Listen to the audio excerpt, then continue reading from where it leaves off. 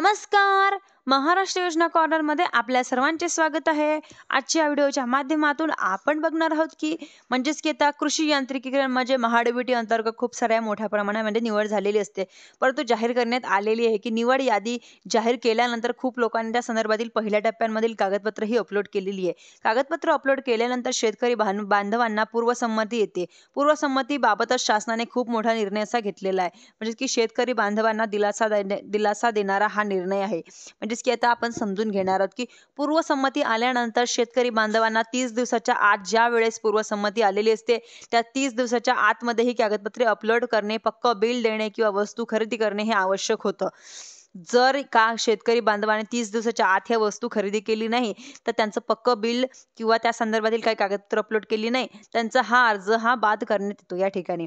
पण या संबंधाने शासनाने 30 दिवसाची जी अट होती ते शिथिल करून शेतकरी बांधवांना अवजारे बिल किंवा अपलोड करू शकता.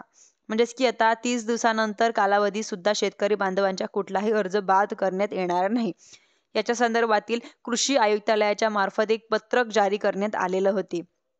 त्या पत्रकच्या माध्यमातून सांगण्यात आले की सध्यावधी कालावधीमध्ये जर आपण बघितलं तर महाडीबीटी अंतर्गत जुने जेवढे अर्ज होते तेवढे बऱ्याच प्रमाणामध्ये निकाली काढण्यात आलेले होते. त्या संदर्भातील शेतकरी बांधवांनी तसा मेसेज केलेला आहे. म्हणजेच की आता त्या संदर्भातील त्यांना सर्व शेतकरी बांधवांना आपापल्या कागदपत्रांची ही अपलोड केलेली आहे. म्हणजेच की त्यांना आता कोटेशन किंवा टेक्स्ट रिपोर्ट असेल, सर्व काही गोष्टी अपलोड केलेल्या आहेत व अपलोड केल्यानंतर पूर्वसंमत्या सुद्धा येण्याची सुरुवात झालेली आहे. काही शेतकरी बांधवांना बऱ्याचपैकी पूर्वसंमत्या आलेल्या आहेत, काहींच्या बाकी आहेत व ज्या शेतकरी बांधवांच्या बाकी असतील त्यांनी पोर्टलवर चेक करून आपली पूर्वसंमती बघू शकतात.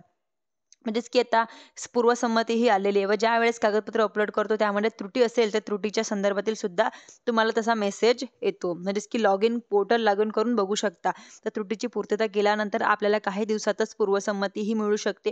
पूर्वसंमती मिळाल्यानंतर आपल्याला 30 दिवसाच्या आत कागदपत्र ही अपलोड करावी लागतात, परंतु ही वस्तू सुद्धा खरेदी करावी लागत होती. परंतु त्याबाबत शासनाने खूप मोठा असा निर्णय घेतलेला आहे. शेतकरी बांधवांसाठी दिलासादायक असा निर्णय आहे. आपल्याला आता बघणार की सध्या बघितलं आहे की अवजारांची बाजारामध्ये असलेल्या टंचाईमुळे काही अवजार ज्यावरच्या मार्केटमध्ये उपलब्ध न झाल्यामुळे 30 दिवसाच्या आत ही वस्तू शेतकरी बांधवांना खरेदी करणं, अपलोड करणं शेतकरी बांधवांच्या खूप त्रासदायक ठरत होतं. परंतु आता कृषी संचालयाचा एक मोठा निर्णय आहे की 30 दिवसानंतर सुद्धा शेतकरी बांधव आपल्या बिलही अपलोड करू शकतात, वस्तू ही खरेदी करू शकतात. महत्त्वपूर्ण असा निर्णय होता. धन्यवाद.